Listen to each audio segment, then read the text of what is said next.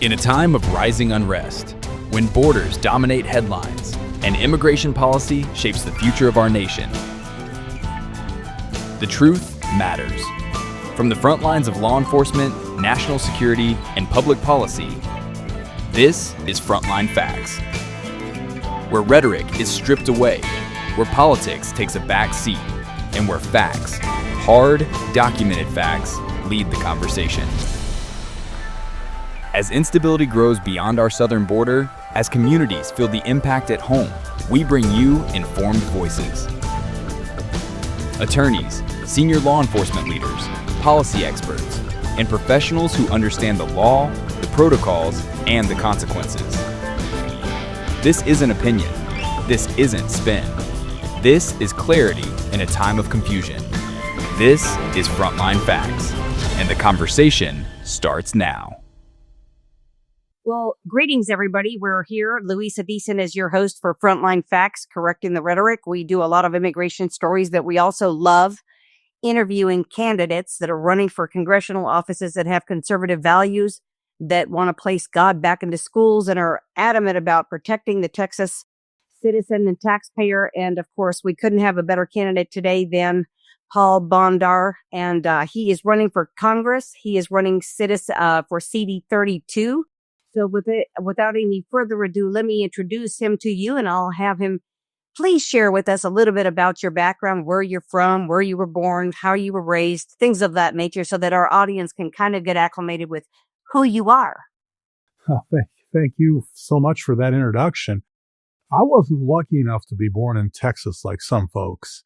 But a lot of our political leaders, Ken Paxton and, Senator Cruz and Dan Patrick, they've served Texas in a very fine way, and they weren't either. I was born in a small rural town in Wisconsin, and I learned quickly that I was really not made for living north of the Mason-Dixon line. I don't like the cold, and honestly, I'm a Southerner at heart. So in high school, after I finished high school, I was able to pick and kind of choose some of the schools that I wanted to play for, and ended up playing football in North Carolina. And I'll tell you right, being in the South, it's just the best part of America.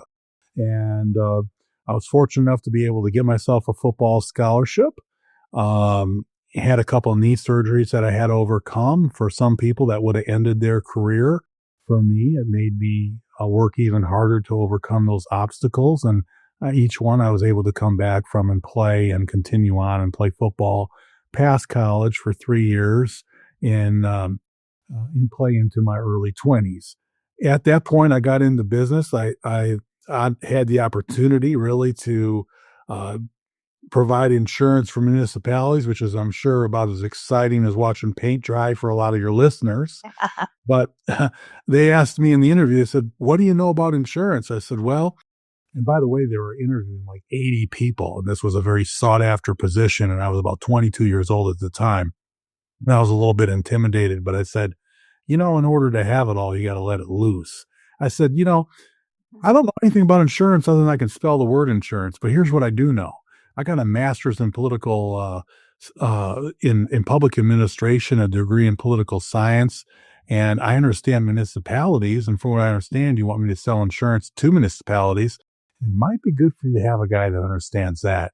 I worked about a year and a half as an assistant city manager. When I was 21, I wrote the rental code enforcement policy for a pretty good sized city so that they could get their rental code enforcement policy in order, and the councilman passed the ordinance that I actually wrote as a 21-year-old. So they were impressed enough to say, "Hey," after a bunch of interviews, they gave me a job, and I got in the insurance business. And lo and behold, I worked 5 years. I started up my own company in 2008 during the crash of Obama, and I went from at that point working with one employee that I hired to eventually ratcheting up and doing over $1 billion in sales. And so that's my story in about 6 minutes maybe. But then, that's pretty impressive. Humble beginnings. My father was a police officer. My mom was a stay-at-home mom who helped my grandfather who was a World War II veteran. My grandfather, he served in the European theater. He fought in 23 battles, was awarded the Silver Star, was one of the few men that was survived out of his platoon, 2,000 men, and he was one of 9 of 2,000 to live. And for folks out there listening, that means he saw 1,991 men around him die. And he told me when I was a young boy, freedom is never free. Was very much like a role model like Ronald Reagan. I grew up with Ronald Reagan and my grandfather, and both of my grandfathers served our country admirably. My other one on my father's side built bridges across Europe as an architect and engineer, and I remember them both during Christmas talking about the bridges that my one grandfather built and my other one crossed as they liberated Europe against Nazism, and we were able to free this world from that kind of tyrannical type government.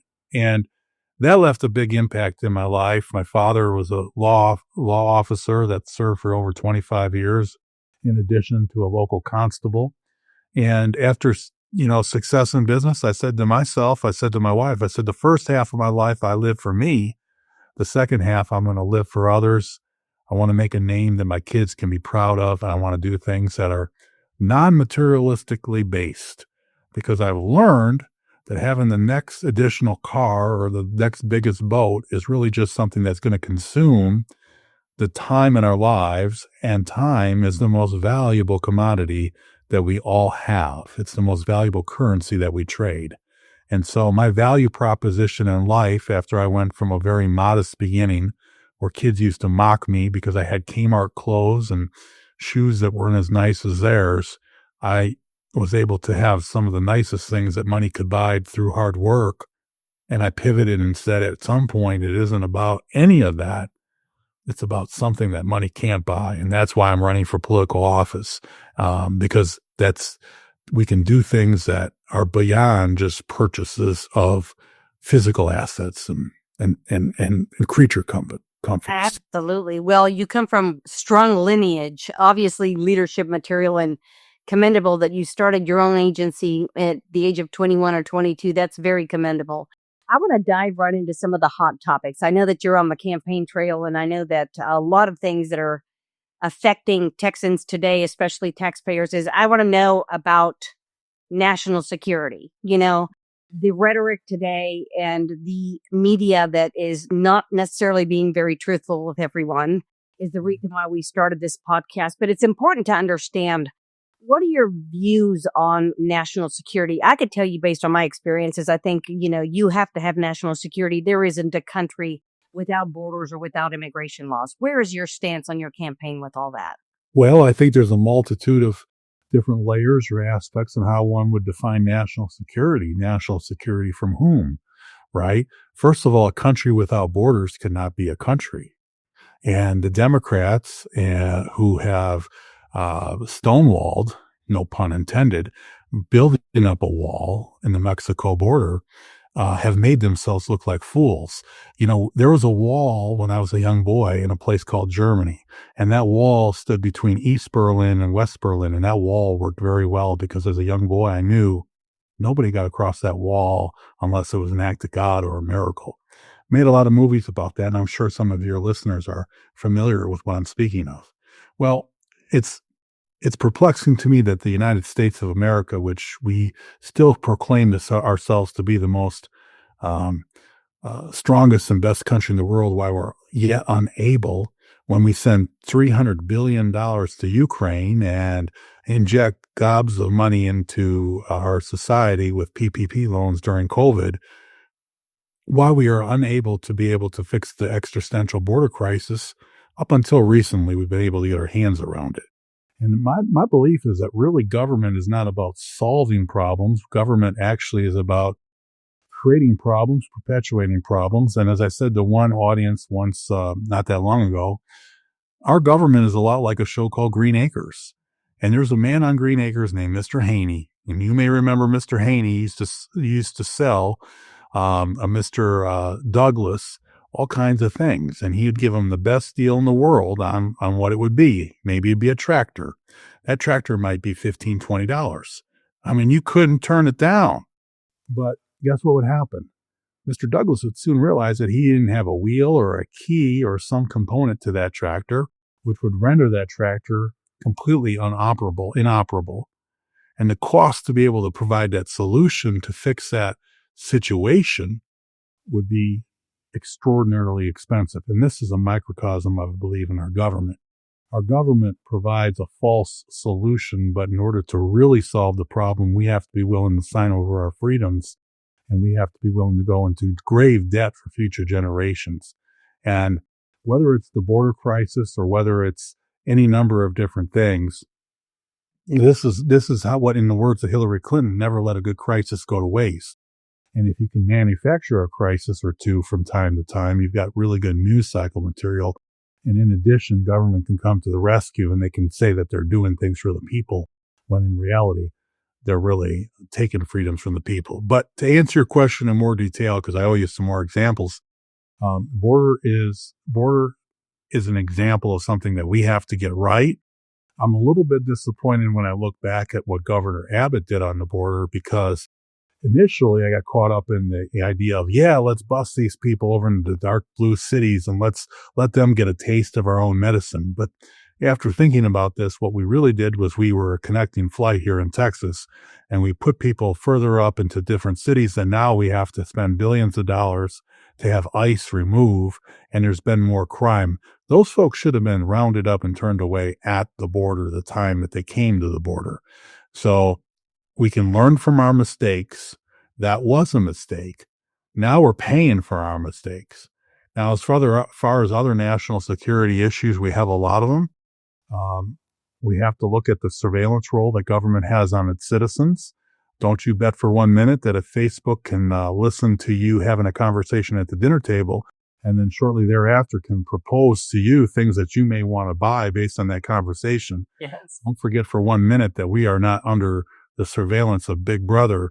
And so you better believe that when you think you're not being watched, or you're doing things when you think people are not looking, people are seeing what you're doing at all times. And that's an aspect of national security. I think there's, like anything, there's good and bad with that, right? In some ways, some of these people that abuse kids and they try to operate under the cover of darkness and nobody knows where they are. In some point, surveillance is not the worst thing to be able to round these suckers up. But in the other sense, I'm concerned about a George Orwell 1984 scenario where we are under Big Brother to an extent where that can be used against our freedoms. Well, and I couldn't agree with you more. One of the things that, you mentioned that really kind of struck a nerve with me, as far as, we're on the same page, is, we saw a secure border after the first administration Trump served. And then, of course, now we have the most secure border we've ever had in 50 years. But during the previous administration, we were looking at staggering numbers of apprehensions at the border. And of course, at that point, it had been already determined that there was going to be nobody who was going to be detained. So it was catch and release, catch and release, catch and release. And you can't, no country can sustain that, and no state can sustain that. It affects everything we do. I think Texans, if I'm correct, spent about $850 million a year just trying to sustain it through taxpayers, because the Biden administration lifted what was the public charge element of the people that come in being able to sustain themselves. It really was a huge crisis. It wasn't just humanitarian, it was criminal. That's the things that I wanted to address with you is, a lot of rhetoric says abolish ICE, abolish Border Patrol. And in fact, we just simply cannot do that. It's a matter, we can't do that. Well, it's knee-jerk reactions. People die in automobiles. It is illogical to ban automobiles. I understand that we had an incident up in Minnesota, but frankly, that person that was shot in Minnesota, he had a lot of, in the legal terms, contributory negligence to being in that position. I saw videos, and I think a lot of our audience has seen him kicking out lights in the backs of SUVs that our ICE people were driving. He was a bad actor. Did he deserve to die? Well, maybe not. I'm not glad to celebrate death, but let's look at it this way. How many of these people that were here illegally, how many innocent Americans had died because they're here illegally? And how about Ashley Babbitt, who died at the Capitol on J6? And we're going to have protests in the state of Minnesota and pretend that the world is melting down. But yet we got a person that was shot at the hands of the Capitol Police, and we're not talking about getting rid of the Capitol Police. So you'll have to pardon my logic, because my logic is strong enough to stamp out hypocrisy. There's no way that we should make an argument to get rid of ICE any more than we should make the argument to get rid of the Capitol Police. It's a tragedy that one person was killed. I would say that Ashley Babbitt was a lot more innocent than this person that was killed in Minnesota. But keeping the subjectivity outside of this argument, we have to consider the greater good for the community and the people within this country. And we cannot allow for one unfortunate incident, which was, in my opinion, manifest A Venables, yeah. bad actor. Yes, to derail what needs to be done. And we need to eliminate illegal aliens here that are violent criminals that are preying. And how many young girls? I've got a daughter that's 13. She'll be getting her driver's license in a few years, and she's on the streets. I don't want these predators to be available to when she's pumping gas to go and target her. And I think any parent that's honest is going to say the same thing. And as much as woke Dems try to step on people's faces to climb on moral high ground to seem superior, there's a certain amount of honesty we all got to have, that we're Americans and we want the best for our kids. Well, and beyond that, you also are very passionate about constitutional rights and rule of law. Some of these individuals don't really have any, the complaint about due process. A due process is done when they've had their final order of removal in an immigration civil court. And these are the targets that, of course, Tom Homan and others are going after. And by the way, Tom Homan is incredible. I've watched his career. I worked for him for many, many years. But tell me a little bit about your stance on, constitutional rights. And you've mentioned a lot of things about Big Brother listening to you, but I just am curious as to what your stance is on your campaign about that. Well, in my campaign, I know Big Brother's listening to everything I say and do, because I'm a candidate that's not under the thumb of the deep state. I'm challenging a deep state candidate that's a puppet proxy guy that lives 75 miles outside of the district. Oddly enough, that sued a guy, Brett Hagenbu, Senator Hagenbu. He sued him after he lost that race for not living in the district, and he runs from the shadow of the Oklahoma border. He runs in this race. He has to take almost a helicopter to get in this district, and he wants to try to pretend that he's going to represent us in CD 32. And to me, I'm making a mockery of the people that endorsed him, and I'm challenging the whole political establishment. And they're going to see that the candidate that they put their money behind is already, I've beaten him into submission where they got a dead horse by the time this race is going to be finalized, because you've got a carpetbagger that's taken, they just put in another $240,000 just today of deep state dark money to try to keep his vote from sinking, because the people here are categorically rejecting a candidate that's a carpetbagging, deep state money, dark money guy. Now, it's real simple. Should the next governor of Texas be a guy that lives in New York, right? Does that make any sense? No, it doesn't. So how can the next person that the establishment is rallying around and endorsing, how can he be a guy that lives almost 2 hours away from our congressional district? It's a mockery. Listen, we're going to have to cut over to a commercial break real quick, because we do have sponsors we want to highlight. Thank you for waiting.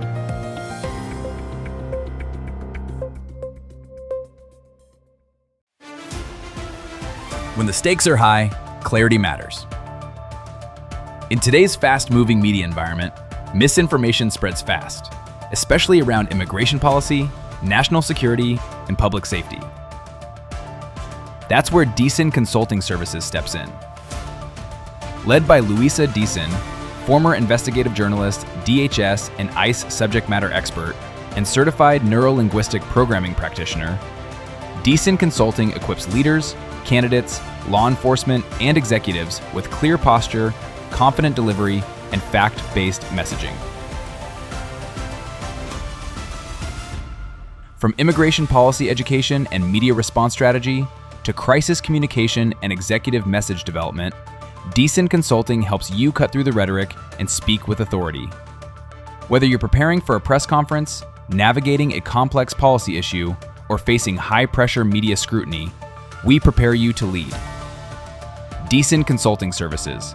Strategic communication, informed leadership, measured response. Contact Decent Consulting today and be ready when it matters most.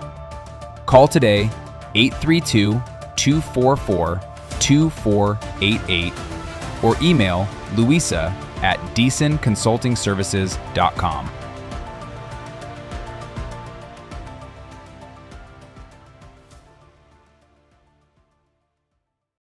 Are you tired of watching big corporations get richer while your family budget gets tighter?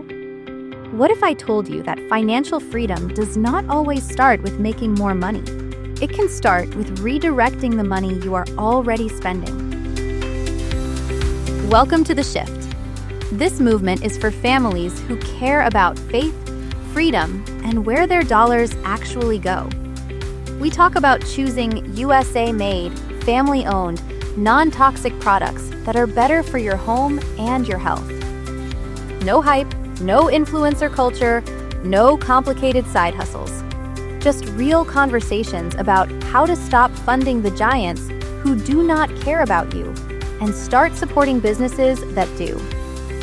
Laundry soap, toothpaste, dish soap, protein, essentials you already buy.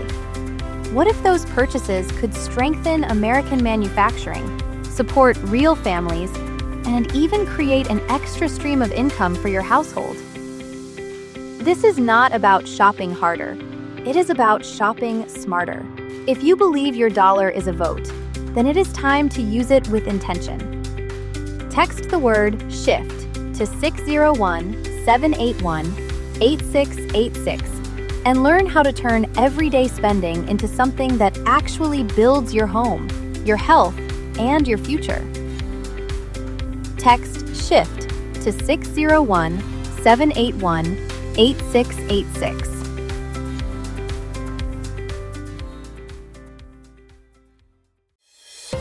Well, that was a great little commercial break, and we're back with our wonderful guest. He's running for a CD 32 he's a congressional candidate, Paul Bondar. I want to go ahead and touch again on, what your perspective is on constitutional rights and this illegal immigration problem we have in this country. Not everybody merits to have all the due processes that taxpayers and citizens of this country have, obviously, but, it runs into what's happening in schools, and it's just it's all intertwined and interconnected. Well, it's a whole bevy of issues, and to piggyback off the constitutional issues, we have people that are here immigrating to this country that want to replace the Constitution with Sharia law. And in Texas, that's a big thing. And Texas needs to be number one in football, not number one in mosques.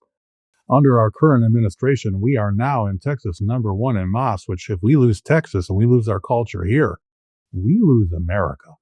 And so I will say categorically, without any doubt, the Constitution is the law of the land. It must stay the law of the land. And there is no room for any other laws to be brought into this land to fight or to replace or to challenge our Constitution. We must protect the Constitution. Now, I understand this land is a land of immigration. And frankly, anybody that's not a Native American immigrated here at some point in their life, but most people did it legally, not illegally, through a due process. And that's what our country is built on, is rule of law. And we have a due process where people would come through Ellis Island. They would give them, their name. They would check in, and we would allow for immigration to occur for many, many, many, many years. Now, lately, what's going on? I'll go back to California. They had a blueprint for California back after Ronald Reagan took 49 out of 50 states, and the deep state and the global powers to be said, well, it's pretty alarming that Ronald Reagan won every state except for Minnesota against Walter Mondale in 1984. And what we saw was a red California that Ronald Reagan won. We saw borders opening up, and those borders radically changed California as we know it. And I believe that we have the same playbook now, years later, opening up borders here to other states that are red states that they want to do the same thing. It's all about modeling. And in political science and social engineering, you can accomplish a lot of different things by bringing new blood into places. And that's what they're doing. I'll give you an example in Rockwall County here. I live in Rockwall County in Texas. It's the smallest county in Texas, but it's the best county in Texas. 17th wealthiest county in America, and we're proud of the living conditions we have. Now what's going on is you've got the state and you've got developers that want to put low-income housing into Rockwall County and stack them deep and build them cheap. Don't you think that's going to have an impact on keeping Rockwall County red and conservative? That's social engineering. And if people were really smart about good governance, they would be making less houses, but build them big and have a good tax base because you have less utilities and less needs and less hookups and less crime. And so you can tax the bigger homes on the bigger lots and have less services, but more of a tax base. But I'm concerned about some of the things that they're doing, even in my home area, my home county, because I look at it as a way to social engineer our communities. Yes, you're absolutely correct. That's a big, big issue with a lot of the people that I've interviewed that have been working with that are running for Congress. Let's touch a little bit on economy and jobs. I know that your policies are to support small businesses. And of course, we saw a lot of small businesses during the COVID era shut down. Many went out of business. You touched a little bit upon all those PPP loans, which were just a big disaster. And of course, the Affordable Care Act and the Medicare fraud involving all that was just a big, big issue. But for the American entrepreneur who wants to build a business and be able to survive and not get taxed to death, what are some of your views on your campaign as far as the economy and bringing jobs to Texas or creating more jobs? Well, I think we have to look at what kind of jobs we want to create. And I think anybody that is an entrepreneur or a businessman that's successful, you can't just look at what's going on today. You have to be able to look into the future. And the greatest people that revolutionized and contributed to our country were people that could look down the road and they could project the path that needs to be taken, whether it's for their company or for the country. And I'll just say this, AI is dramatically going to change the world. And we're going to get to a point where AI is going to completely eviscerate the need for a lot of things that are learned in college. White-collar jobs are going to be replaced in a large segmentation because of what AI can do better, more consistently, and more reliably. What we need to look at is pivoting and understanding that we need to invest in the trades. AI cannot put a roof on for somebody. AI cannot fix a water heater. AI cannot plumb a house. And America post-World War II became a superpower because we built a lot of housing and we had skilled labor for a lot of people. Not everybody had swallowed the idea of the bait that you all had to have a college education. Now, what did that do? I'm not saying that education's not important. I have several degrees. I graduated my undergrad in 3 years and I got, a bunch of different awards and this and that. But education can only take you so far. Practical application and job experience is critical. Now, post-World War II, what did we do? We became a superpower because we had all cylinders working. We had a strong American labor force that manufactured things in America, and we had a strong construction force that built things in America. This is where we need to pivot, and we need to pivot quickly, and that is what's going to get us dominance again in our own home country. Instead, we're sending out HB1 visas, and we're importing our labor, and we're diluting our culture, and we're not putting a point of emphasis on skilled labor, on the trades. We're putting a stigma on this, so nobody wants to do it. The kids today, I have 2 kids. What do they want? They want to watch, to become YouTube stars or watch rap videos, and their minds are being polluted that the American dream is really something that is more of the American nightmare. And what we need to go back to as a country is we need to go back to cohesion and supporting productivity so we have a strong middle class. Well, we also need to protect our children in schools with all this rhetoric, with the wokeness and the teachings of the parents are losing the rights to protect their children and they're not teaching the right things in the library books and all that. That is just, I mean, it's horrifying to think, I've got grandchildren. I've got two that I want to raise, and I want them to be able to live in this land of opportunity and reap the benefits of a great economy without being all this, negative rhetoric and all this sicko stuff and pedophilia and all these other things just shoved down their throats, really. And it really matters. I tell people all the time, voting local makes a huge difference. And then you've got to work your way up from there. Mm-hmm. I mean, Yeah, wokeness. you said you had a 13-year-old daughter. I can't even imagine what they're teaching in schools without you hovering over and finding out exactly what it is they're doing in school every day. Exactly. That's the shackles that the globalist government has unfurled on our country in order to put kids in mind prisons. Wokeness is what's telling kids of certain races that they're oppressed in order to put them in a mind prison so that they don't have the confidence to compete, in order to enslave them as a serf under a feudal system. That's what wokeness is really doing. They talk about equity. Equity is the most unfair thing in the world. And anybody that knows a dang on thing about athletics or business or anything about America or a meritocracy or anything that's made America great will tell you that equity, diversity, and inclusion is the biggest pile of garbage that you could ever have, which is going to only put a ceiling on excellence and drive your top performers down to the lowest common denominator so that everybody is achieving less, not more. And I'll give you an example why it's unfair. God created us all different. Some of us have different abilities. And for somebody who can do, I could work in my business. I could talk every day and email and work. It took a team of about 10 people to keep up with me.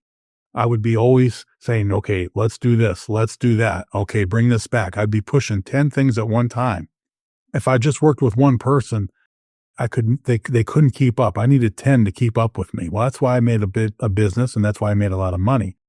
How fair is that in our society to pay somebody that has the ability to do 10 times more than someone else the same? At that point, they're going to say, why should I do anything more? And what you're going to lose is you're going to lose the excellence of that individual. And they're going to say, if I'm not being rewarded to do more, why should I? And then what we have is people doing the least that they can do to survive. And we have poverty across the board, and we're not dragging people up or we're pushing them down. This is what Marxism is. This is what wokeism is. They go hand in glove together, and they are an absolute cavity for our youth. And I believe that this is a design by the World Economic Forum Commission that they want with globalism. They want to reduce the standard of living in America. They're poisoning us with the ideas of racism and wokeism because what they think is they believe that we have to have everybody in the world be the same. And because Americans are living at a higher class and a higher ability, they want to take us down a couple notches so that we're equal to people in other places like Africa or Ethiopia. And they consider that to be justice. That's just wrong. It's biblically wrong. I believe that everybody should have the best of their ability. We want the best for all people, no matter what color or creed they are. And we want for people to work the hardest, who have the best skills. We want for those people to be rewarded because that's fair. Equity is not fair. Rewarding people for their skills and their effort. That's what athletics teach us, and that's why sports are so important. But that is why we need to pivot from this diversity, equity, inclusion cancer immediately. Yeah, I agree. Well, let's get into a little more of the agricultural and the rural issues that you are supporting. I know Texas farmers are a big entity for you, protecting water rights and other things. We certainly don't want a situation in Texas where all of a sudden we find ourselves in a situation like California where people just simply cannot afford anything and farmers are strapped or their hands are tied and can't really do much. I mean, this is just common sense. Yeah. I mean, there's going to be data centers that are going to be going in these places, and people are going to be in a bad situation if they don't have the right representative to represent all of the people. Now, I'm not saying that data centers don't exist or don't deserve to have a place within our district. They do. But just like highways or anything else, you need proper planning. And we also need to make sure that the proper resources are available so as to not put them in a situation where it's going to take all the water away from farming, because farming needs to be the backbone of our state, our district, and our country. If we can't feed our people, and we're at the first time at a agricultural trade deficit for the first time in the history of our country to the tune of $50 billion. And if we can't feed our people, we used to feed the world, but now we're relying on the world to feed our people. This is, again, another dangerous trend. And if data centers come in where they take more resources and close down more farms, and we have more solar farms than we do real farms, we are going to be in a situation where we're not independent. We're very vulnerable. And maybe that's by design. Maybe this guy, Bill Gates, wants us to just forget about ranching and farming and just sell some lab-grown meat bugs. I don't know. As I said earlier in our broadcast, every good crisis, never goes to waste, in the words of Hillary Clinton. So the important thing here is that we have to be able to have a long-term vision, understand that puzzle pieces that exist fit together, and we need to represent people so that we don't throw the baby out with the bathwater. And folks that have a way of life in East Texas, that have an agricultural background, they need to be protected because we rely on them. They're important, right? And so we need progress here in this country, but we have to do it in the right way. And we can't do it where we're having casualties with areas that are very critical to our health and the strength of our economy. Well, and that kind of ties into, I hear the rhetoric all the time, and, y'all are deporting agricultural workers. Well, there's got to be a special visa category created for that. But back to some of that situation is, I see things like what's happened in Minnesota, and, you think we are spending so much manpower and so many hours with something that could be easily solved in a community if we had the 287G program followed by everyone and not just the memorandum of an understanding as a suggestion. If you have the illegal criminal alien in jail in the processing section and you've got agents at the jail, it's a much more contained and secure area to place those ICE detainers on, as opposed to then turning around and having to go get them when they're with all their compadres back out into the communities, posing a very significant risk to the communities. Yes, but jail has to be a temporary solution, because what we don't want to create is a unnecessary burden on the taxpayer to incarcerate a whole class of immigrants that are here. And now we have an additional criminal class where we've created additional charges and costs for the tax citizen to have to fund. So I believe we have to round them up. That's why I was critical earlier. Governor Abbott here in Texas, he should have never bussed these people in deep into our different parts of our city. I laughed at it at first because I thought, get a taste of our own medicine. But sometimes we're cutting off our nose to spite our face. And really what we need to do is we need to get these folks out of here that are here illegally. We need to get them out quickly and with as least of a burden on the taxpayer as possible. So I guess rounding up criminals to put them in jail is better than having them free. But ultimately, I'd like to have cake and eat it too. And I'd like to have them rounded up, and I'd like to have them extradited outside the United States of America. And frankly, how about this? We spend so much aid for all these countries across the world that they're basically their daddy or their piggy bank. Why don't we just, I don't know. A lot of people across the world owe the United States so much. Why don't we just send them there? So here you go. Now you can look after these people, and you owe us a favor. Now that will never be done, because what the reality is they want these people in America because they want to change American culture, and they want to bankrupt and create additional financial burdens on Americans to have a common lower denominator of all of our net worth. And it's dumping. I know this administration has been instrumental in a lot of the deportations. They haven't waited. There's expedited removal, and that applies to people that have crossed into the country illegally. I know the targets are, the databases they're following are all the hardcore criminals first and then the rest of them later. And if you happen to be an incidental, so be it. You're here illegally. That's still a crime. Yeah. How do you feel about, the fact that now the rhetoric is unmask ICE agents? I mean, look at the situation in Mexico and Puerto Vallarta and Guadalajara, and look at the border at the southern side of the state, and you tell me what your concerns are with that kind of national security issues, because the people that they're trying to deport are people that are either working for the cartels or involved in criminal enterprises, trafficking children in drugs and guns and all kinds of things. Yeah. Yeah, it's a very bad thing, and we have a lot of problems with trafficking in kids, and that should be an American issue, not a Republican issue or a Democrat issue. We have to protect our kids. We have to protect humans in this country in general. And when that's not being done, it's a shame that politics gets in the way. As far as, protecting ICE, I think we have to protect them actually by having cameras on ICE, because I'm seeing so much rhetoric about how ICE is being, charged of, all these different insane lunatic left crimes where they're saying they're doing these different things. And so as somebody who used to insure trucking companies, we put cameras in trucking companies because the trucking company was always wrong. Well, the camera would prove that they're right, because the truth is free. So I think the camera aspect with ICE is actually not a bad thing. And I think we should look at, that across the board. And I know there's been discussion and debate about that, but if they're going to have surveillance on American citizens, I don't see there being a problem with the surveillance on the people that are being apprehended. Correct. And I think the big, beautiful bill makes accommodations for those cameras, on those agents. Well, I think that we're coming to the end of our program, and I really want to thank you for your time. How can people find information about you? How can they donate to your campaign? Give me a couple of things that we can highlight, and then, of course, incorporate into this interview so that people know where to find you and ask you questions as you continue moving forward. I know the primaries are right around the corner. Yes, so we have a website. It's a very good one. I have a lot of blogs. I have hours of town hall meetings and in situations such as this, because I'm not hiding behind scripts or consultants.